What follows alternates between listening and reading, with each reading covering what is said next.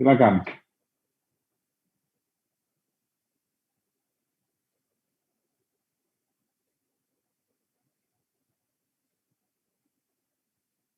Tidak ada?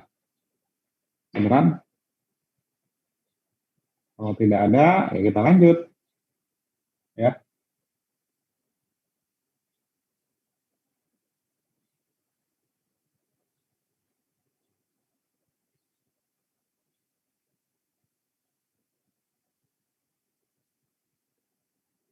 Oke, kalau tidak ada kita lanjut ya, berarti dengan materi kita pada hari ini.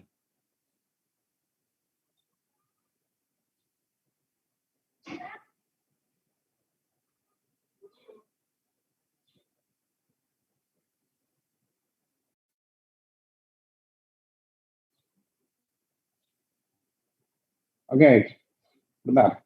Saya mau record dulu.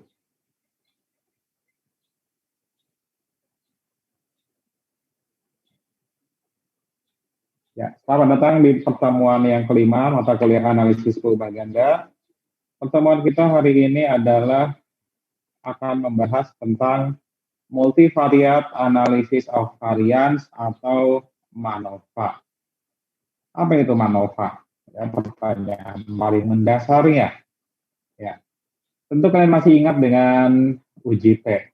Ya, uji T itu untuk apa sih? Uji T itu adalah untuk melakukan uji rata-rata, ya, atau uji untuk membandingkan dua buah rata-rata yang berasal dari dua kelompok sampel. Ya. Diujinya bagaimana? Yaitu ingin menguji apakah kedua kelompok sampel itu sebetulnya berasal dari populasi yang sama atau tidak kan? Atau yang kata memiliki rata-rata yang sama sebetulnya. Ya. Nah, sedangkan kalau ANOVA itu apa? ANOVA itu adalah kalau yang diujinya adalah lebih dari dua rata-rata. Jadi lebih dari dua kelompok. Ya. Bagaimana kalau ada 3 kelompok, 4 kelompok, maka uji T kan nggak bisa. Maka di sini kita gunakan analisis of variance. Tapi uji T dan uji ANOVA, dua-duanya itu adalah univariat. Hanya satu variabel yang diukur. Ya, hanya satu variabel yang diukur. Nah, bagaimana kalau variabel yang diukur tersebut lebih dari satu? Ya, katakanlah kita punya variabel yang diukur adalah Y1, Y2. Sedangkan kelompok sampelnya ada 3 kelompok. Ya. Maka disinilah kita perlu yang namanya multivariate analysis of variance atau MANOVA. Di mana MANOVA ini adalah benar-benar merupakan ANOVA dengan variabel dependen lebih dari satu. Ya. Jadi jika ANOVA menguji ya, perbedaan rata-rata antar kelompok, ya, di mana terdapat satu variabel dependen, maka kalau MANOVA adalah menguji perbedaan rata-rata antar kelompok, ya, di mana yang diukur lebih dari satu variabel. Pertanyaan riset atau pertanyaan penelitian di dalam MANOVA, ya, atau dengan kata lain MANOVA bisa menjawab pertanyaan apa saja, yaitu yang pertama adalah apa pengaruh utama dari variabel independen. Apa sih pengaruhnya variabel independen ya, secara langsung terhadap variabel dependen? Ya. Atau what are the main effects of the independent variable? Yang kedua, ya, bagaimanakah interaksi antar variabel independen? Ya, jadi kita juga bisa melihat bagaimanakah interaksi antar variabel independennya. Kemudian yang ketiga, bagaimanakah tingkat kepentingan dari variabel dependen? Ya, seberapa penting dari setiap variabel dependen yang kita gunakan? Yang keempat, bagaimanakah kekuatan hubungan antar variabel dependen? Ya. Dan yang kelima, bagaimanakah efek dari kovariat dan bagaimanakah utilize-nya, ya. Jadi di sini MANOVA bisa menjawab hubungan di dalam atau antar variabel independen itu sendiri, bisa menjawab hubungan antar variabel dependen itu sendiri, dan sudah pasti yang menjelaskan hubungan antara independen terhadap dependennya. Nah, pertanyaannya sekarang kalau di MANOVA ataupun ANOVA yang menjadi independen variabel itu apa?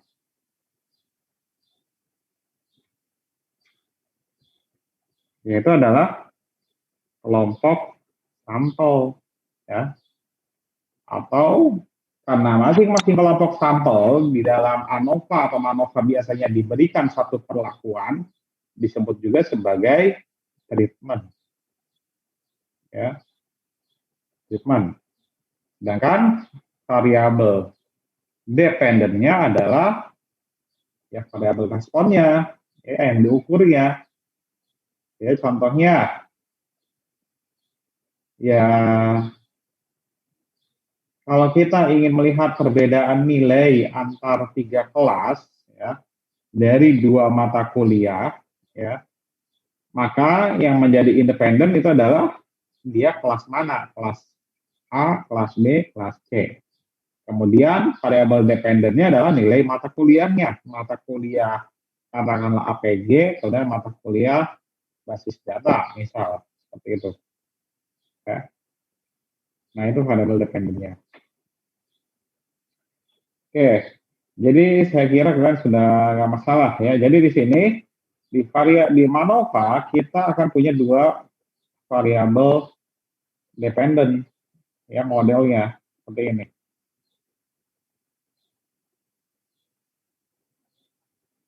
Ya, ini kalau S-nya hanya 1 atau one way. Nanti kita akan bahas, ya. Kalau two way, ya kita akan ada X2 berarti. Nah, kenapa sih kita menggunakan MANOVA? Sebetulnya ini sama saja dengan pertanyaan kenapa sih kita menggunakan uji T kuadrat totaling, gitu kan? Dalam kata lain, kenapa sih dengan secara umum berarti kita mempertanyakan kenapa sih kita harus melakukan uji multivariat daripada uji univariat pada masing-masing variabel. Kan kita punya tadi rumusnya adalah apa? Kan Y-nya ada 2, Y1, Y2 dengan satu variabel independen, kan seperti ini. Kenapa sih nggak dibikin 2 ANOVA saja, yaitu masing-masing seperti ini? Ya, nah, kan seperti ini. Ya, pertanyaannya kenapa, gitu kan? Nah, di sini MANOVA itu berguna dalam situasi eksperimental di mana at least ya setidaknya beberapa variabel independen dimanipulasi, ya. Atau dengan kata lain dimanipulasi ini bukan berarti dilakukan pemalsuan, bukan. Jadi manipulasi itu kayak apa? Ya pengaturan treatment kan. Ya, tapi sebenarnya itu adalah MANOVA dan ANOVA sama. Variabel independennya pasti manipulatin, ya. Ada pengaturan treatment. Tapi MANOVA itu punya keunggulan dibandingkan ANOVA, ya. Keunggulan yang pertama adalah yang paling penting itu sebenarnya di sini nih, yang nomor 2. Keunggulan yang paling penting ya, yaitu adalah MANOVA atau kita bicara secara umum ya, kita bicara secara umum. Uji multivariat bisa mengontrol kesalahan tipe 1 dibandingkan uji univariat masing-masing, ya.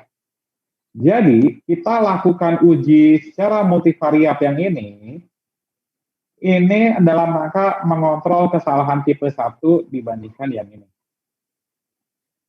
Perhatikan, kalau kita lakukan uji multivariat terhadap Y1, Y2 secara sekaligus, ya, dengan multivariat, kan nanti kita akan hanya menggunakan satu alfa, ya.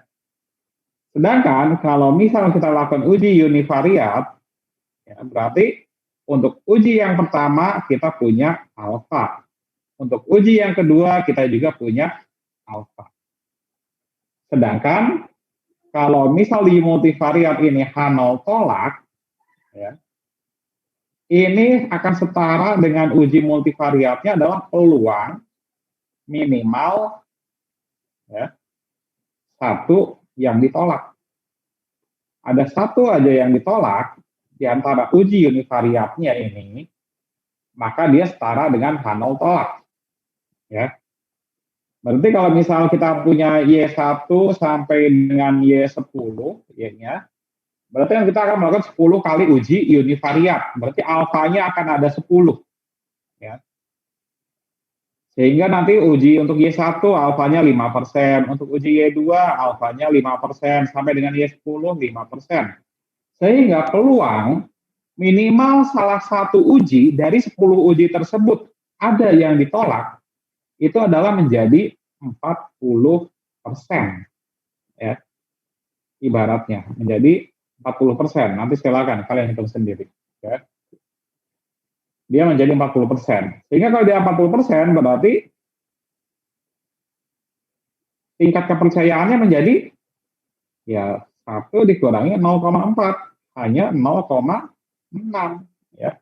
Kalau kita lakukan uji univariat satu-satu, ya, katakanlah contoh untuk Y-nya sampai 10, ada 10, ya, maka agar dia setara dengan uji multivariat H0 tolak, maka dia adalah akan memiliki tingkat kesalahan 40%. Sedangkan kalau di multivariat tingkat kesalahannya hanya ini, hanya 5%. Ya. Jadi itulah kesalahan, mengontrol kesalahan tipe 1, kita lakukan multivariat. Jadi ke 10 variabel kita uji secara simultan, secara multivariat. Nah, yang kedua baru kita lihat yang nomor 1 di sini. Yaitu dengan mengukur beberapa variabel dependen secara simultan dalam suatu eksperimen tunggal, ya, maka kita akan memiliki peluang lebih baik untuk menemukan faktor mana yang kita anggap benar-benar penting. Karena kalau kita lakukan secara univariat, di sini satu-satu, kita nggak bisa mengcompare satu-satunya, ya. Mana sih yang paling penting? Karena mereka independen. Kita perlakukan independen. Tapi kalau kita lakukan secara multivariat, maka kalau misalnya ini ada korelasi, ya maka kita akan include korelasinya tersebut sehingga kita bisa mengetahui, bisa menemukan kira-kira mana faktor yang dianggap penting, seperti itu. Ya. Dan yang ketiga, ya tentu ini terkait dengan keuntungan yang pertama dan kedua tadi, bahwa uji multivariat bisa mengungkap lebih banyak informasi dibandingkan uji univariat. Ya, dalam hal ini MANOVA dibandingkan dengan ANOVA. Ya. Nah, itulah filosofi dasarnya. Sekarang kita akan masuk ke sedikit teknis. Kita akan bicara one way model untuk MANOVA. Ya. MANOVA one way model. Tapi sebelum kita bahas MANOVA one way model, berarti kita harus paham dulu mengenai ANOVA one way untuk univariat, berarti kan, ya. Selama ini banyak ya, setelah saya mengajar kakak tingkat kalian, masih banyak yang belum memahami apa sih ANOVA itu sendiri, ya. Ya, mereka sudah bisa menghitung, mereka sudah jago menghitung, tapi mereka belum paham apa sih ANOVA tersebut. Ketika saya tanya apa itu ANOVA, apakah dia menguji rata-rata ataukah menguji varians, gitu kan? Kenapa kalau dia menguji rata-rata, kenapa namanya analisis of variance, gitu kan? Nah, di situ masih banyak yang belum bisa jawab, ya. Nah, filosofinya akan sedikit saya jelaskan, tapi di sini sebetulnya di luar kompetensi kalian, ya. Jadi tidak memaksakan diri untuk paham. Ya, silakan untuk menyimak. Ya. Jadi kita katakanlah kita punya N observasi, ya, di dalam K kelompok, ya, di dalam K normal populasi. Ya. Jadi di sini, katakanlah kita punya random sample and observasi dari setiap K normal populasi dengan equal variance, dengan variance yang sama. Jadi kita asumsikan semua K kelompok tersebut memiliki varian yang sama. Sehingga nanti kelompok 1 akan memiliki distribusi, kita asumsikan normal dengan rata-rata mu 1, ini ya sigma kuadrat. Sehingga kelompok 2 juga sigma kuadrat, kelompok K juga sigma kuadrat, sama. Yang beda adalah hanya mu 1, mu 2, sampai dengan mu ke K. Observasinya kita lihat ada Y11, Y12, Y1N untuk kelompok 1. Y21, Y22, Y2N untuk kelompok 2 sampai dan YK1, YK2 sampai YKN untuk sampel ke K atau untuk kelompok ke K, ya. Sehingga nanti di sini kita akan punya namanya total, ya, jumlah untuk kelompok 1 Y1 titik, jumlah untuk kelompok 2 kita simbolkan atau notasikan Y2 titik, dan untuk kelompok ke K YK titik, ya. Atau dengan kata lain, Y titik itu adalah sama dengan sigma YIJ. Ya, seperti itu. Sehingga nanti juga kita akan punya Y total overall, Y titik titik tentunya. Ya. Tentu adalah Y titik titik adalah sigma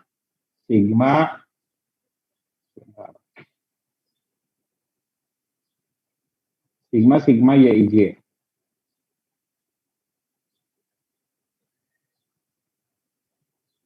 Ya. Yang bergerak adalah I dan J. Seperti ini, ya, ada Y bar titik, ada Y titik titik. Kemudian berarti di sini setiap kelompok juga punya rata-rata, ya. Dia punya Y bar 1, punya Y bar 2, sampai dengan punya Y bar K. Di mana Y bar I berarti adalah sama dengan sigma, yaitu tadi YIJ per M. Ya. Tapi di sini berarti kita juga akan punya Y bar titik-titik atau Y bar overall, ya. Kalau yang tadi kan Y bar I itu adalah rata-rata kelompok, Y bar titik-titik adalah rata-rata overall, tidak memandang kelompok, ya. Nah, Y bar all itu apa? Y bar all ini adalah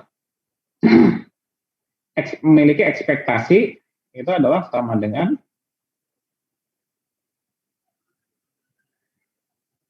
bukan. Y bar titik-titik ini adalah, maksud saya Y bar titik-titik itu adalah estimator dari mu, ya, estimator dari mu, ya. Dan di mana kita punya Y bar I, ya, atau Y bar 1, Y bar 2 sampai Y bar ke K, dia memiliki expected-nya adalah expected Y bar I adalah ya sama dengan mu, ya, seperti itu. Sehingga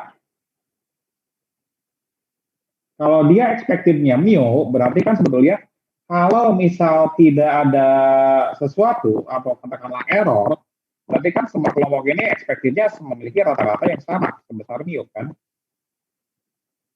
Ini, ya.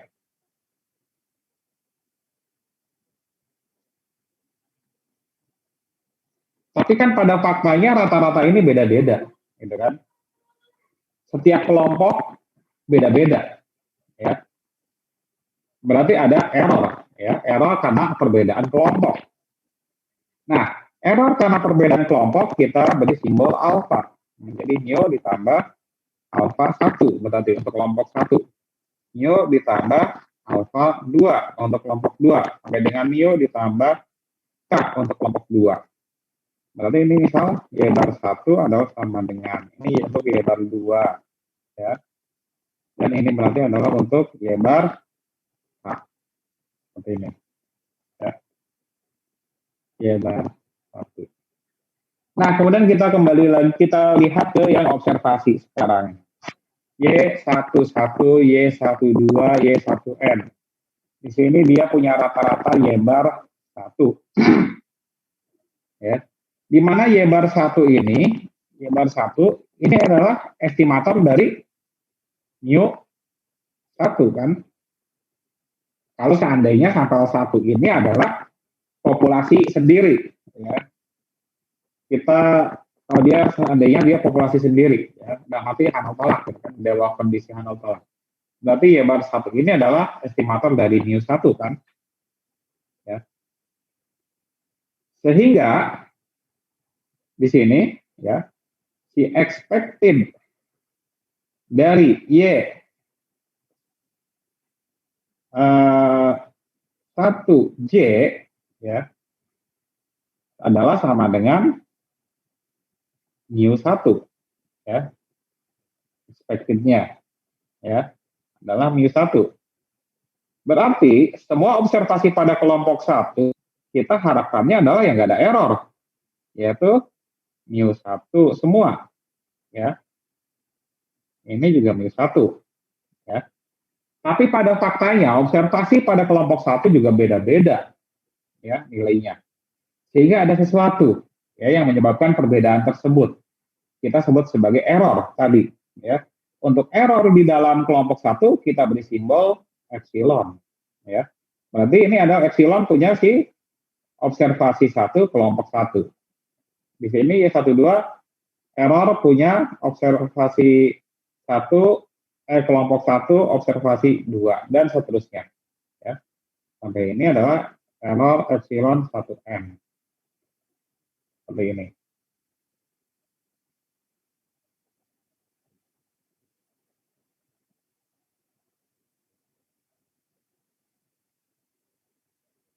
Nah, sekarang kita lihat Y bar 1 itu kan ekspres tadi mu 1, berarti kita bisa tulis mu 1 sama dengan mu ditambah alfa 1. Sehingga, ya, kita lihat lagi ke atas ini, ke si observasi, ya. Mu 1 ditambah S1, ya, ini. Kita tulis di sini. Berarti Y11 sama dengan mu 1-nya. Mu 1 itu apa? Mu 1 itu adalah mu ditambah alfa 1. Berarti, jadi seperti ini nanti kita dapat. Ditambah epsilon 1, ya. Seperti ini, ya. Y11 sama dengan mu tambah alfa 1 tambah E11. Dengan kata lain, nanti semua observasi nanti sama, ya. Mu 1, Y12 berarti adalah mu 1 ditambah, mu, ya, mu ditambah alfa 1 ditambah E12. Y1N berarti mu ditambah alfa 1 ditambah epsilon 1N. Dengan kata lain, kita lihat, seandainya tidak ada dua jenis error tersebut, semua observasi itu kita ekspektasikan sama, yaitu mu. Tapi pada faktanya ada dua penyebab error pada data kita, yaitu error yang berasal dari kelompok dan ada error yang berasal dari observasi itu sendiri, gitu kan? Nah, error yang berasal dari kelompok, ya, itu adalah si alfa. Ya, alfa itu jadi kita sebut sebagai error dari treatment, ya, dari perbedaan kelompok. Sedangkan kalau si epsilon, ya, si epsilon itu adalah error yang melekat pada dirinya sendiri, ya. Sehingga dia sifatnya adalah random, ya, kalau epsilon. Tapi kalau kalian melakukan ANOVA, kemudian menemukan epsilonnya tidak random, artinya apa? Epsilonnya tidak random. Artinya bahwa ada faktor lain yang mempengaruhi di dalam model kalian, tapi kalian belum jelaskan. Ya. Seperti itu. Ya, jadi ada variabel lain yang belum masuk ke model, kalau epsilonnya belum random. Tapi kalau epsilonnya sudah random, maka ya sudah. Berarti itu adalah random error. Ya. Random error tidak bisa diapa-apakan. Ya, karena random error, saya yang menyebutnya adalah error karena takdir. Ya. Misal kalian di dalam kelas yang sama, dosen yang sama, belajar sama, ya, IQ sama, tapi nilai APG tetap saja beda, gitu kan? Nah, itu adalah random error, ya, error karena takdir. Ya, nilai saya 75, kamu 80, ya udah itu takdir, gitu kan? Padahal belajarnya sama-sama, gitu, ya. Nah, itu adalah random error. Sehingga random error tidak kita apa-apakan nanti. Yang menjadi fokus kita adalah justru si alpha ini, yaitu error perlakuan atau error dari treatment atau dari perbedaan kelompok, ya. Karena error ini muncul karena ada perlakuan kita terhadap data yang membedakan menjadi kelompok. Sehingga di sini kita akan melihat perbedaan perlakuan kita dengan membedakan kelompok itu tuh sudah tepat atau tidak, gitu kan? Ya. Nah, seperti itu. Nah, sekarang kita kembali lagi ke tadi di sini. Jadi di sini Y11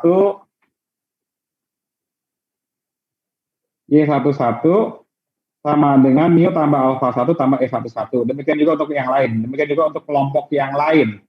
Sehingga secara umum kita akan punya bagaimana? Kita akan punya YIJ akan sama dengan mu ditambah alpha I ditambah EIJ jadi. Ya, seperti itu. Oke, ini tambahannya ya, berarti tiap kelompok juga punya varian sampel maksudnya. Nah, inilah ya model kita, jadi kita punya YIJ sama dengan mu tambah alpha I tambah EIJ. Jadi ya bahwa setiap observasi kita, setiap data dari observasi kita si YIJ ya pada hakikatnya sama datanya ya, ekspektasinya ya, ekspektasinya. Tapi ternyata keragaman pada data kita itu terjadi, gitu kan? Ada keragaman pada data kita. Ya. Keragaman tersebut ternyata setelah kita lihat dari ilustrasi tadi itu bersumber dari dua buah keragaman, dari dua jenis keragaman, yaitu keragaman yang timbul karena pengaruh dari perbedaan kelompok, perbedaan treatment, sehingga dia disebut sebagai treatment effect. Ya. Dan satu lagi adalah keragaman yang timbul karena random error, yaitu yang tadi saya sebut karena takdir, ya seperti itu. Ya, sedangkan mu itu adalah si overall mean-nya, ya, si ekspektasinya kalau seandainya keragaman tidak ada. Ya. Jadi di sini kita lihat kita punya dua sumber keragaman, alpha I ditambah EIJ. EIJ nggak bisa kita apa-apakan, ini sifatnya random, ya, tidak bisa kita uji. Yang bisa kita uji adalah ya ini si alpha I.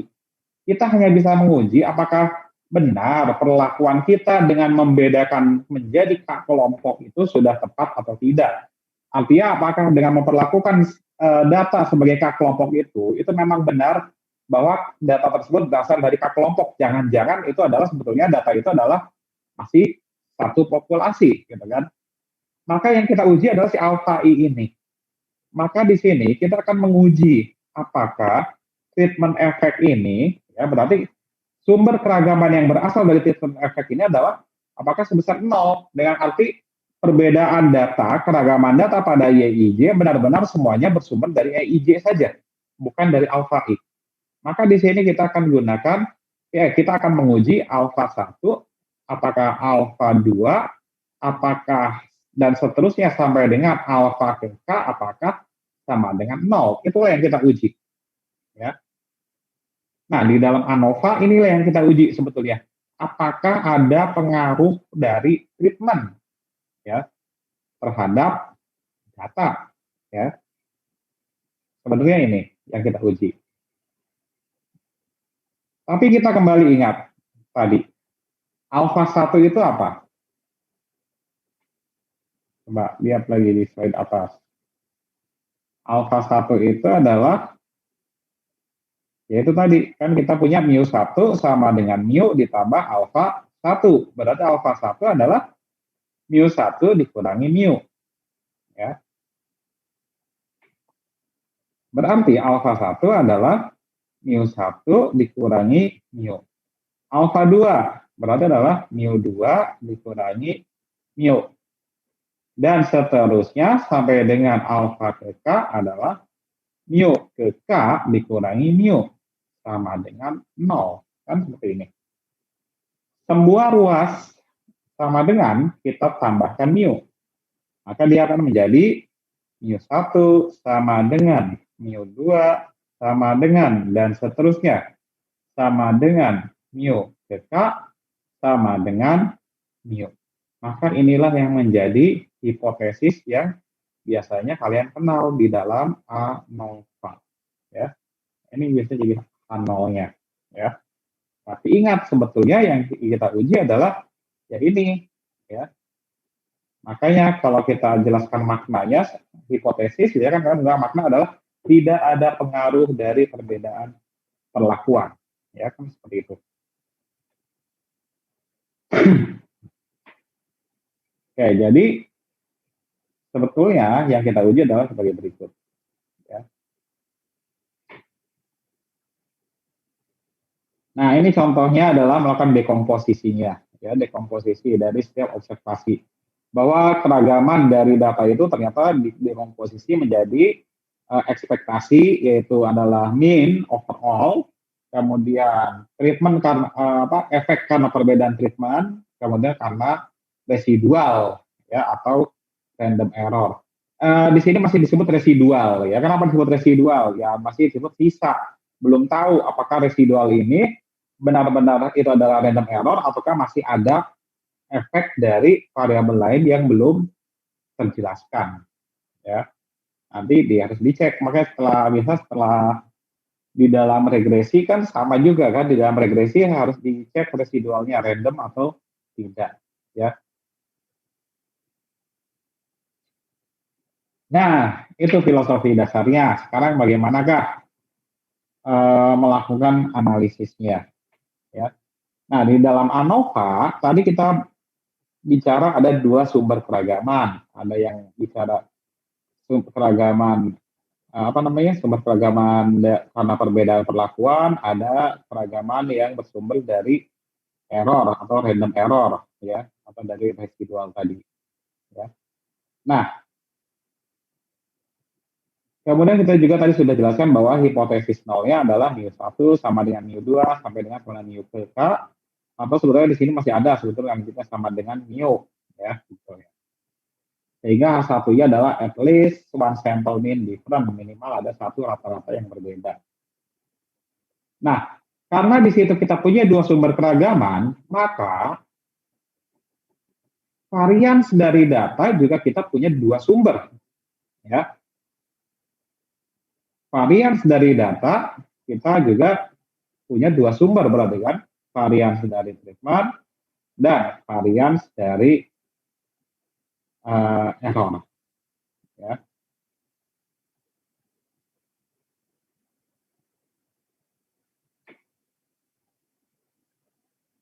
Nah, di sini kita lihat yang pertama. Yang pertama, kita akan menghitung varians, ya, dengan varians yang berdasarkan dari error. Di mana di sini varians kita hitung dari error, dari random error, itu adalah dihitung dengan menggunakan sampel varians S1 kuadrat, S2 kuadrat, sampai dengan S ke K kuadrat. Yaitu varians E kuadrat, ya, varians E kuadrat, SE kuadrat, atau varians E kuadrat.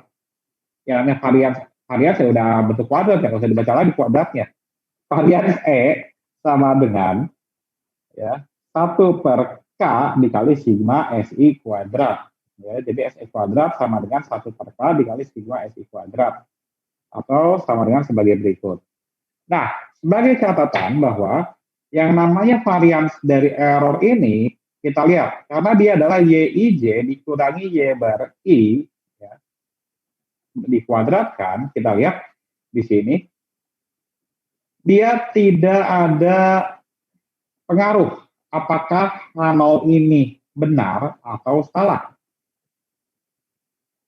Di bawah kondisi H0 benar ataupun kondisi H0 salah, ekspektasi variansnya Di sini ekspektasi dari varian sampelnya, yaitu ekspektasi dari SE kuadrat, itu adalah tetap sigma kuadrat. Ya, ekspektasinya. Ya. Ingat, karena model kita apa tadi? YIJ sama dengan mu ditambah alpha I tambah epsilon IJ. Kan di bawah kondisi ini kan sebenarnya berangkat dari alpha 1 sama dengan alpha 2 sama dengan alpha ke K sama dengan 0 kan.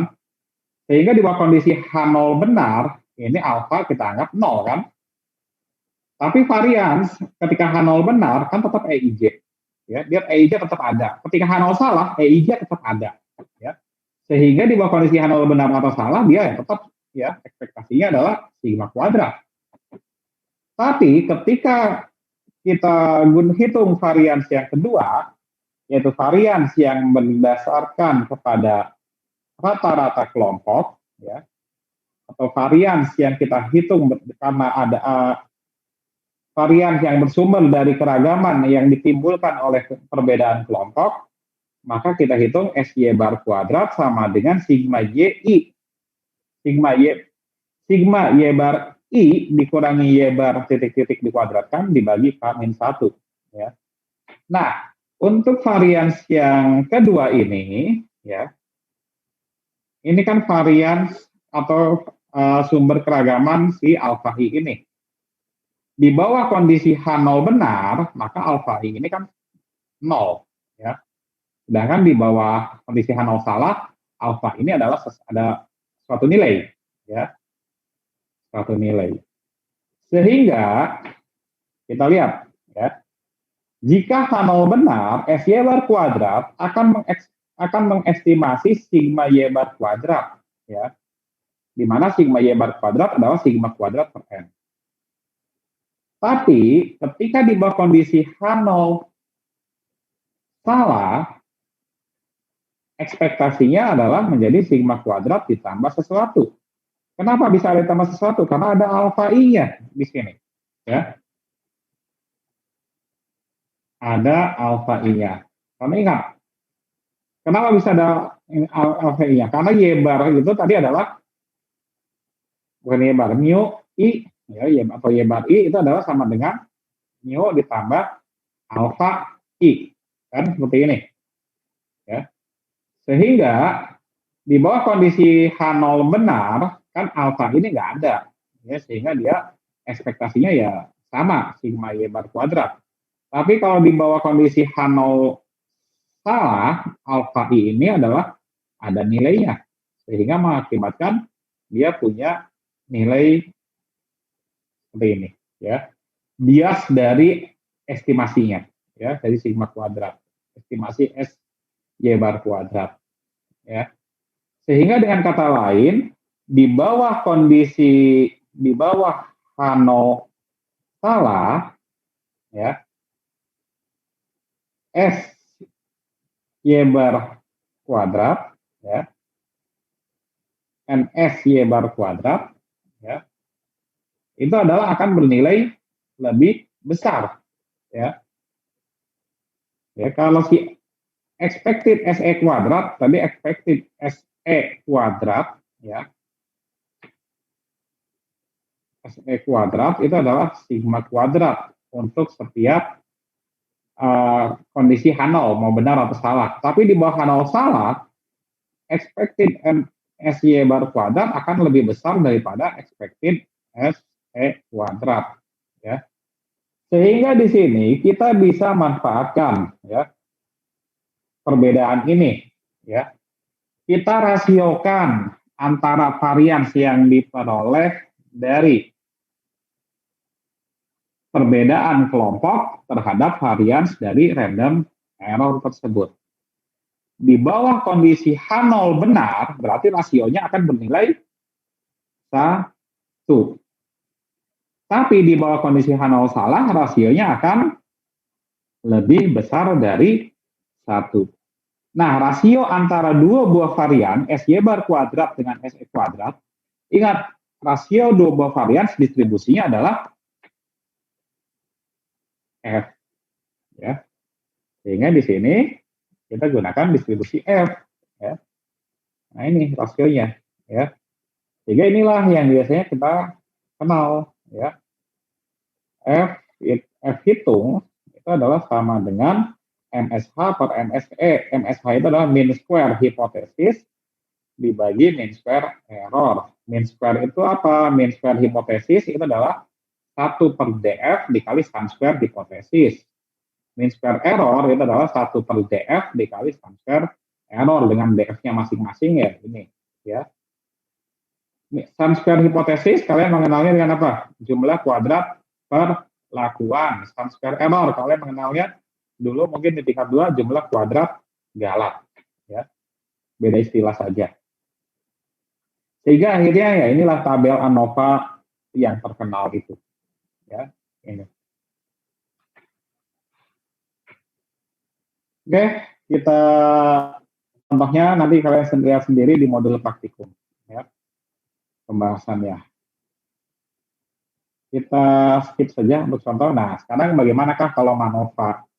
Pada intinya filosofinya sama MANOVA ya. MANOVA itu hanyalah generalisasi dari ANOVA. Hanya saja yang membedakannya adalah sekarang variabel pengamatan kita adalah ada sebanyak P variabel. Sehingga di sini dikatakan observasi Y11 ini adalah vektor. Di mana vektor Y11 itu berarti adalah Y11 variabel 1, Y11 variabel 2 sampai dengan Y11 variabel PP. Ya. Demikian juga untuk Y12, demikian juga untuk Y1N dan seterusnya. Sehingga nanti juga di sini kita punya Y bar 1 itu adalah vektor, Y bar 2 juga adalah vektor, Y bar 3 juga adalah vektor. Nah, sehingga model kita adalah yang modelnya juga sama, tetap sama modelnya, hanya sekarang dalam bentuk vektor.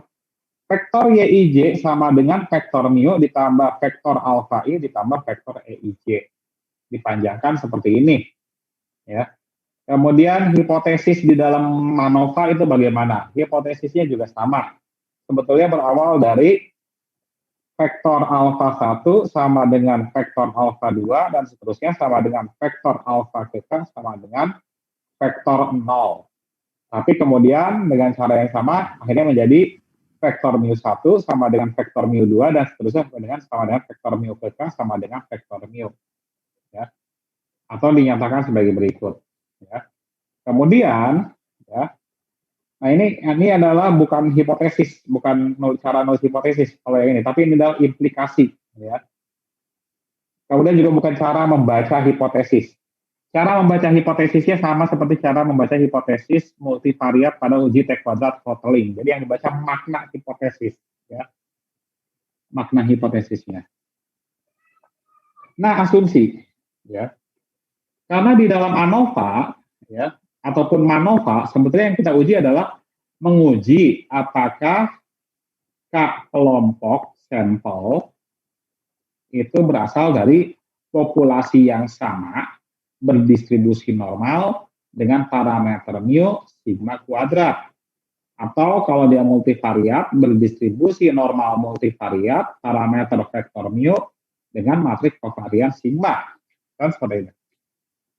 Sehingga, karena bunyinya adalah kita ingin menguji apakah berasal dari populasi normal yang sama, dengan parameter mu sigma kuadrat ataupun mu kovarian sigma, maka berarti langkah yang pertama adalah kita uji normalitas, ya, normalitas, ya. Jadi semua kelompok ya harus normal, ya.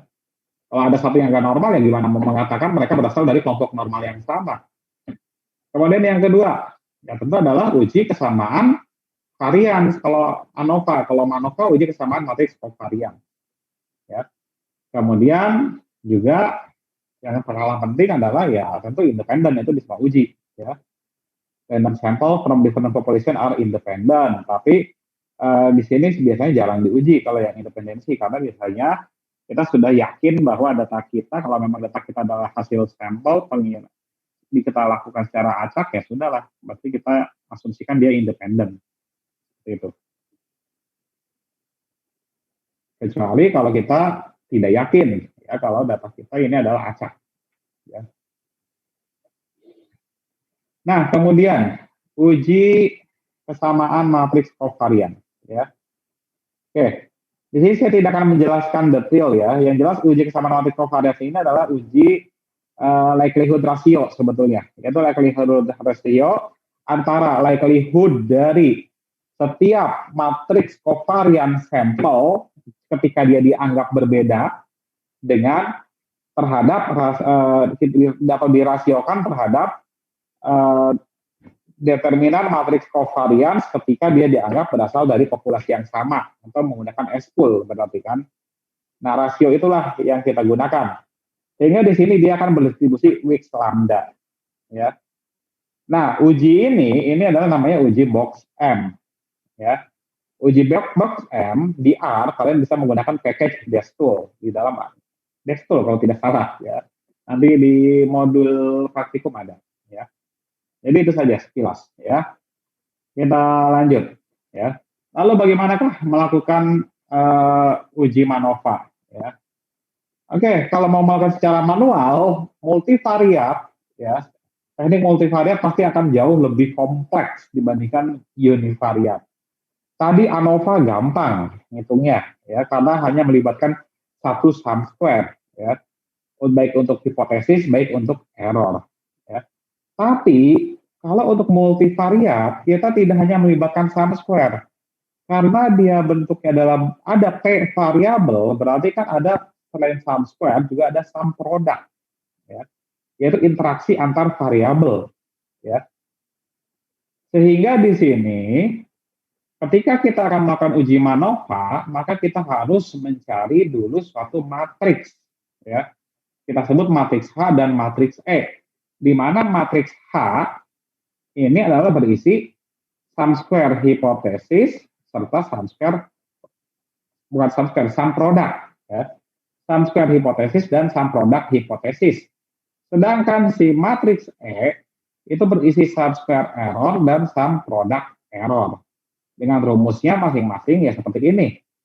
Contohnya nanti misal untuk mencari elemen SSH22, rumusnya ya seperti ini. Ya, disesuaikan. Sehingga untuk setiap elemen ya kita harus hitung secara manual seperti ini. Ya, harus dihitung seperti ini secara manual. Ya, ya tentu ya lebih memusingkan ya secara manual, ya seperti itu. Nah, kemudian kalau matriks H dan matriks E tersebut sudah kita temukan, ya, lalu kita gunakan untuk apa? Ya. Nah, kita lihat matriks H dan matriks E sebetulnya ini adalah matriks H dan matriks E ini sebetulnya adalah bagian dari matriks covariance, ya. Ya, sigma, ya.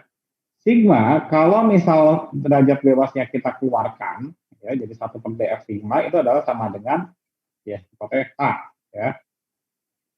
Kalau dia sigma H, kalau dia sigma E ya jadi E, ya matriks E, ya.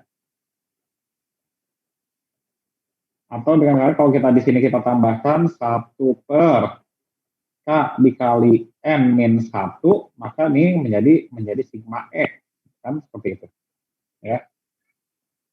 Jadi kalau di sini 1/N min 1 dikali sigma H, maka itu adalah H, ya. Jadi sebetulnya ya caranya bisa juga dibalik, kalian hitung saja sigma H, ya. Nanti kalian tinggal kalau 1/N min 1 dapat H, ya. Itu cara mudahnya, ya. Seperti itu. Nah, kalau sudah dapat matriks E dan matriks H, maka kita akan gunakan sama seperti tadi logikanya. Kita akan rasiokan, ya. Kita rasiokan antara matriks covariance E, ya. Tapi yang kita rasiokan bukan matriks covariance-nya tentu. Matriks kan susah kalau mau dirasiokan. Kita harus yang kita rasiokan adalah satu bilangan tunggal yang merepresentasikan matriks tersebut, yaitu apa? Generalized variance, ya, yaitu determinannya. Sehingga determinan matriks E akan kita rasiokan terhadap determinan matriks H, ya, matriks kovarians E terhadap matriks kovarians H. Tapi di sini, ya, kalau kita rasiokan E terhadap H, ya, nanti kan tadi akan berakibat apa? Dia tidak berdistribusi, ya kan? Tidak memiliki distribusi. Nah, agar dia memiliki distribusi, dia harus rasionya adalah dengan determinan dari E tambah H, ya, di mana dia berdistribusi lambda, ya, di mana dia berdistribusi lambda. Lambda itu apa? Ya, udah Wilks lambda, ya. Dia berdistribusi Wilks lambda.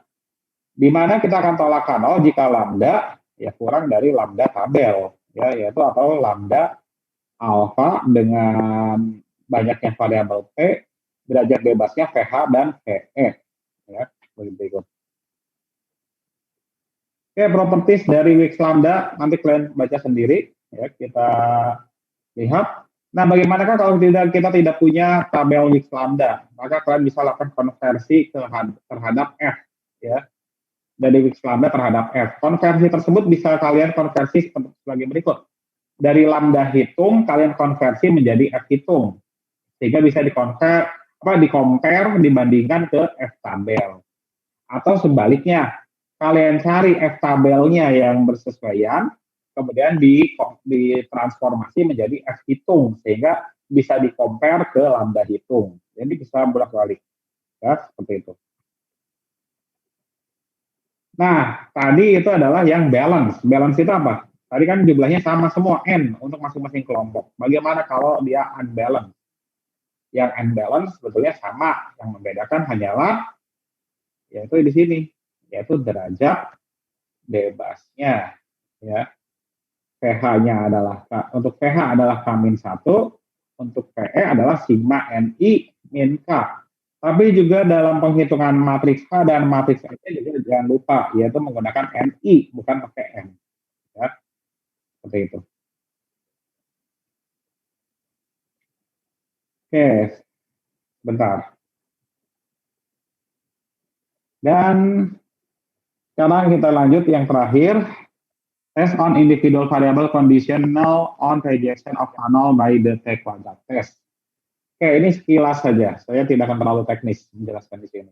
Ya.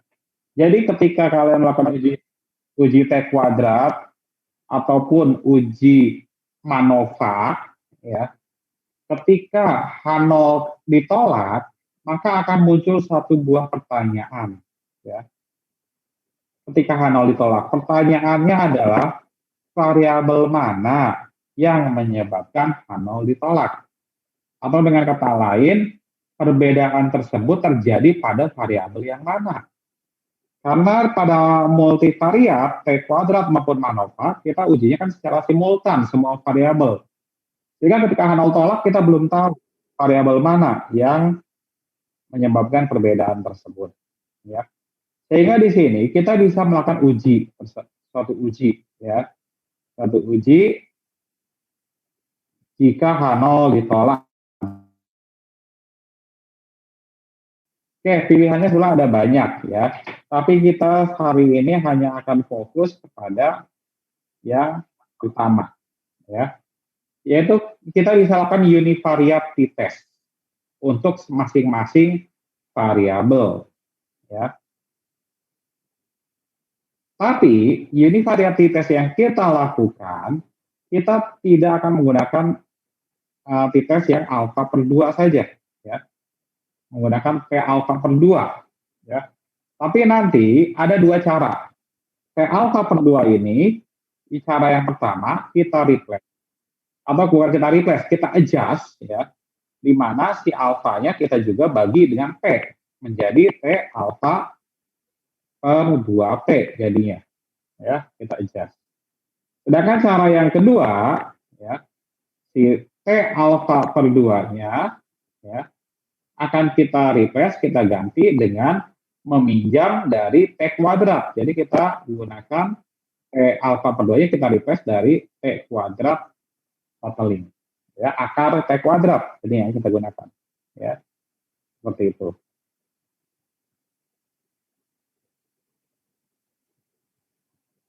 Oke, sebagai contoh mungkin di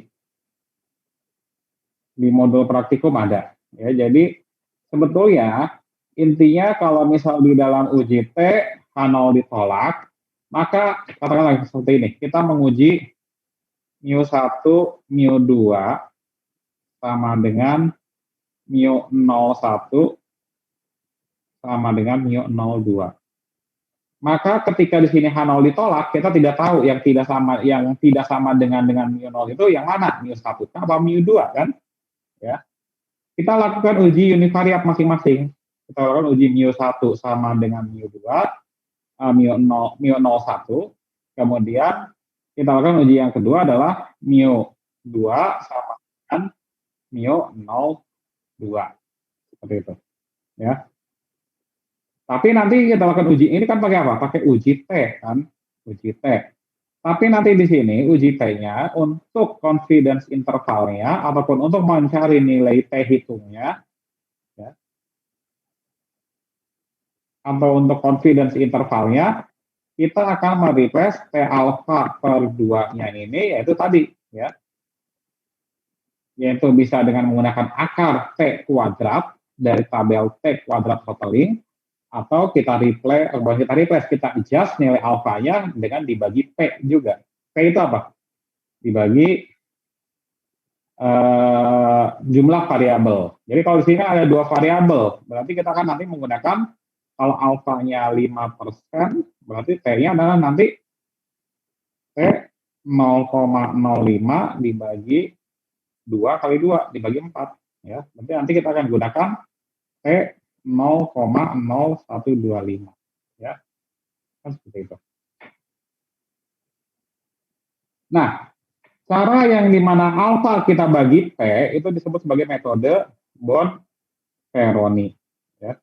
Nah, metode Bonferroni bisa diterapkan ke uji T, ya, bisa juga diterapkan ke ANOVA, ya, seperti itu. Nah, tapi kalau untuk MANOVA, juga untuk uji univariatnya bisa ada 2 cara sebetulnya. Kalau uji T kan hanya bisa per pasangan variabel, ya. Hanya 2 variabel. Sedangkan kalau MANOVA kan ada lebih dari 2 variabel. Sehingga kalau misal dia terdapat, kita akan menguji seperti ini. Ada 3 kelompok. Ya, kita mau menguji apakah mu1 kelompok 1, mu2 kelompok 1 sama dengan mu1 kelompok 2, mu2 kelompok 2 sama dengan mu1 kelompok 3 dan mu2 kelompok 3. Berarti kan ada 2 variabel, 3 kelompok. Berarti di sini kita gunakan uji T masing-masing berarti. Yang pertama apa? Kita lakukan uji T apa? Dengan menguji mu11 sama dengan mu12. Ya. Yang kedua, mu11 dengan mu13. Yang ketiga, mu12 dengan mu13. Ya. Yang keempat, ya mu21 dengan mu22. Yang kelima, mu21 dengan mu23. Dan yang keenam adalah mu22 ke mu23. Jadi di sini uji T-nya menjadi ada 6 kali kalau kita lakukan MANOVA seperti ini, untuk MANOVA ini. Atau kalau kalian lagi nih univariatnya bukan menggunakan uji T, tapi langsung menggunakan ANOVA, maka kalian lakukan ANOVA-nya hanya 2 kali. ANOVA untuk variabel 1, kemudian ANOVA untuk variabel kedua. Tapi kalau kalian lakukan ANOVA ya pada masing-masing variabel, kalian belum bisa menjawab satu pertanyaan lagi, yaitu kelompok mana yang berbeda. Tapi hal itu bisa dijawab kalian lanjutkan dengan uji Tukey atau Duncan. Sedangkan kalau kalian lakukan menggunakan uji T11 di sini, ya maka kalian bisa langsung menjawab juga kelompok mana yang berbeda. Ya, seperti itu. Ya, cuma kelemahannya kalau pakai uji T11, kalau pakai di dalam MANOVA tentu akan banyak nanti ujinya. Ya, seperti itu.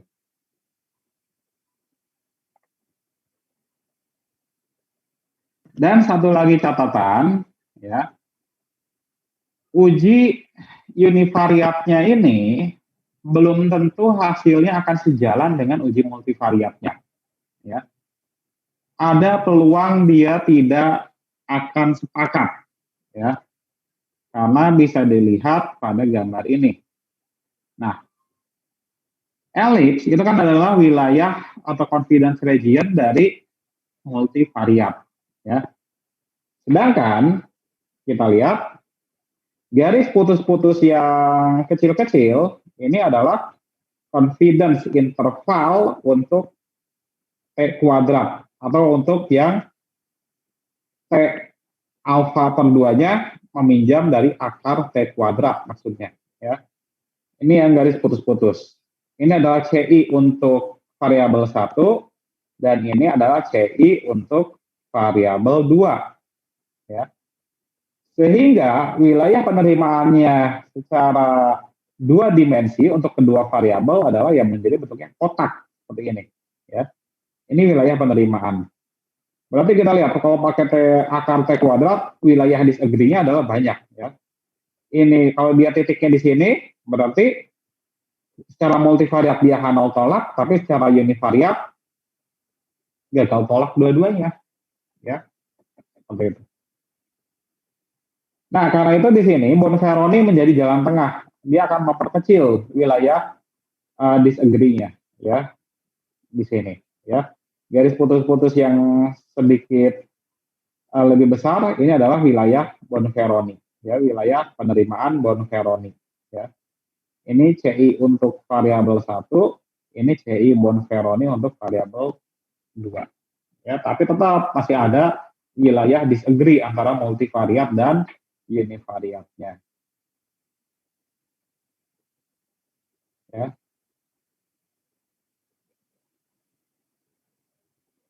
Oke, itulah materi kita pada hari ini. Jika ada yang mau ditanyakan, silakan untuk bertanya.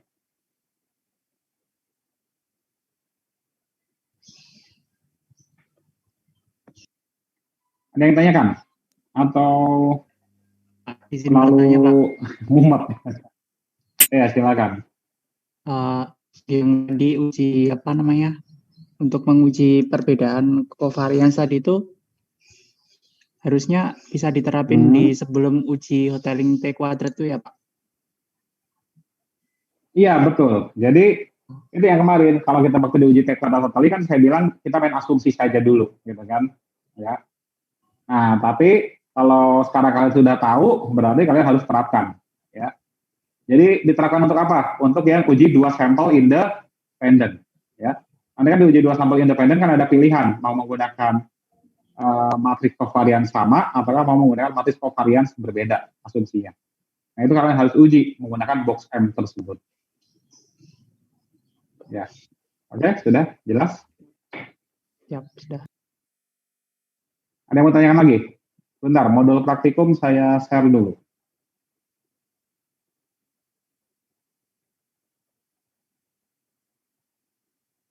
3 SD1 ya. 3 SD1.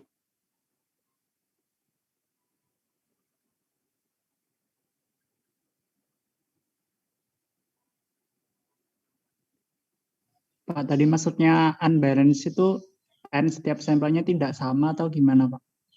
Iya, betul.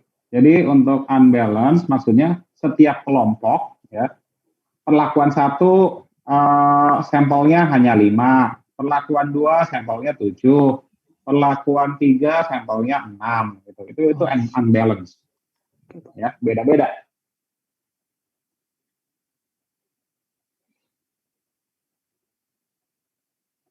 Oh ya, satu lagi, MANOVA yang saya jelaskan di sini ini adalah MANOVA yang fixed effect, ya. Saya tidak menganggap ada random effect, ya. Jadi di sini kita tidak bicara rancong, ya, sangat percobaan, ya. Ya, seperti itu. Jadi kalau fix berarti bagaimana? Hipotesisnya dan kesimpulannya nanti harus hati-hati, ya. Jangan bilang nanti misal kalian soalnya itu adalah menguji 2 merek pupuk, gitu kan. Jadi kalian jangan tidak ada perbedaan produksi karena perbedaan jenis pupuk. Nah, itu keliru. Karena fix berarti kita hanya bisa menguji, hanya bisa menerapkan kesimpulan pada 2 merek itu saja, ya. Seperti itu. Jadi kesimpulannya adalah tidak ada perbedaan perlakuan, tidak ada perbedaan hasil produksi padi antara merek A dengan merek B. Begitu aja. Ya, atau antara ketiga merek. Misal kalau mereknya 3, kalau Anova kan lebih dari 2. Ya. Seperti itu. Jadi yang bicara menggeneralisir ya di kesimpulan ataupun di hipotesis.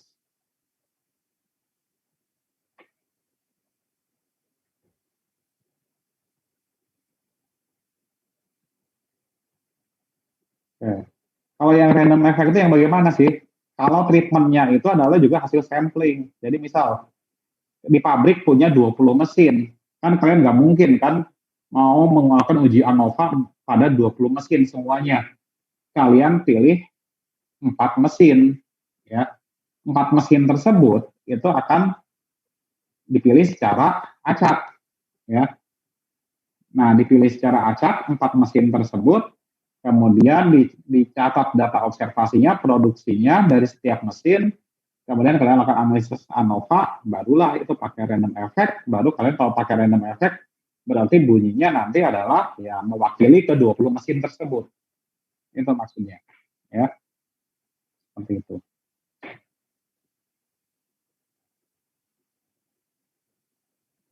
Oke, ada pertanyaan?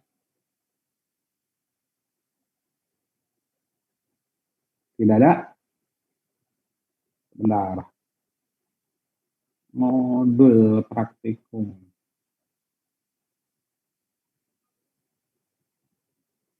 Nah, nanti di modul praktikum 5, ya silakan kalian ada latihan-latihan soalnya, ya. Tapi untuk yang di modul praktikum 5 ini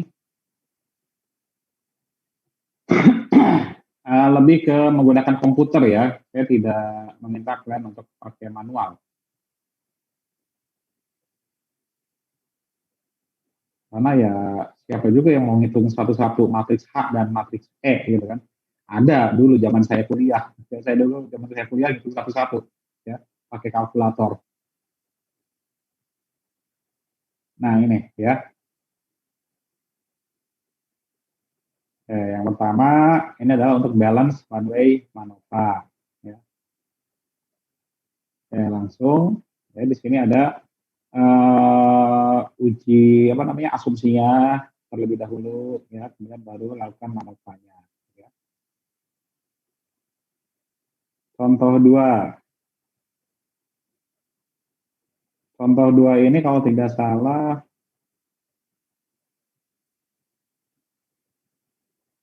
contoh 2 itu adalah mana sih? Contoh 2.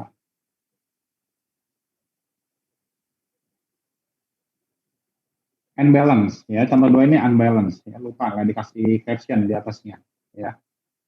Contoh 2 adalah unbalance, contoh 3 adalah Bonferroni ya. Contoh 3 adalah metode Bonferroni.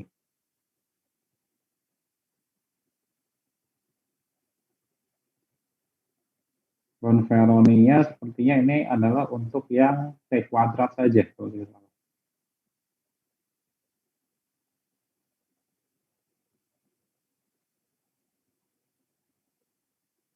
Oke.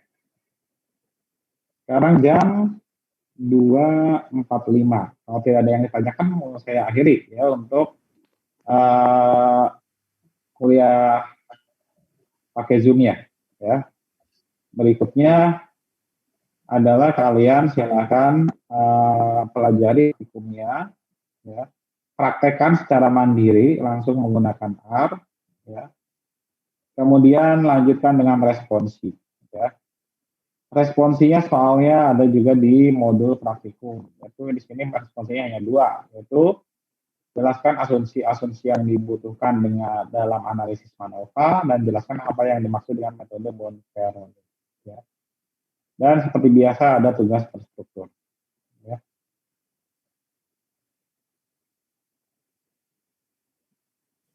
Pak izin bertanya lagi, Pak. Oke, silakan, nggak apa-apa. Mumpung masih banyak waktu. Kan kalau misalnya di ANOVA itu kan nanti biasanya ada itu kan Pak, apa namanya? R square itu loh, Pak. Oh ya, Kalau di Manova gimana, Pak, itu, Pak? R square. R square ya, kalau tidak salah R square itu kalian ngerti nggak apa sih R? Kayak Ya menyatakan sama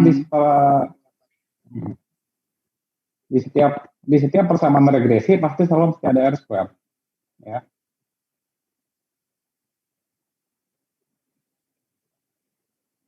Oke. Jadi kan kalau di ANOVA kan kita punya modelnya kan Y1 X1 kan seperti ini, ya. Kalau di regresi kan kita punya Y sama dengan atau Y itu adalah beta 0 ditambah beta 1 X1 gitu kan.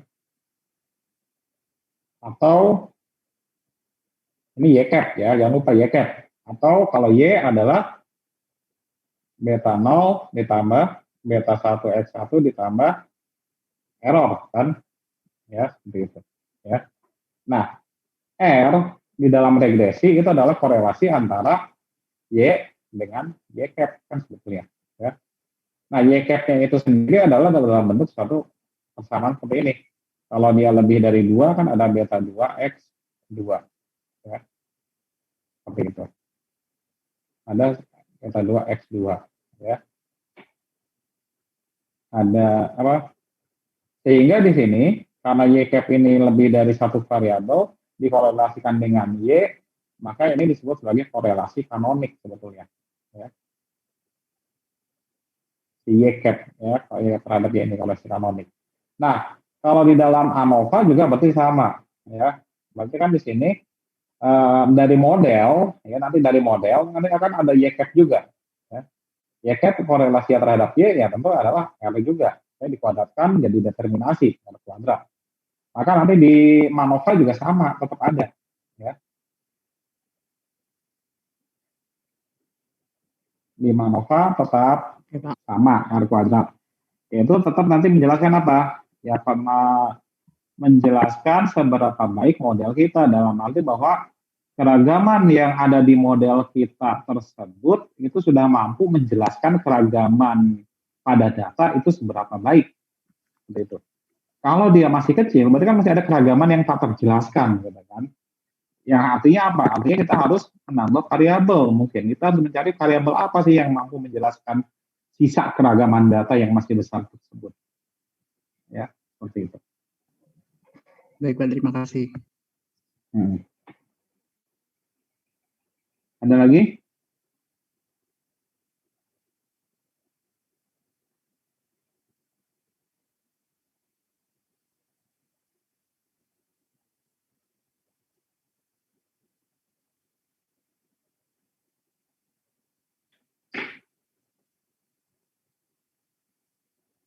Oke, kalau tidak ada, saya akhiri ya.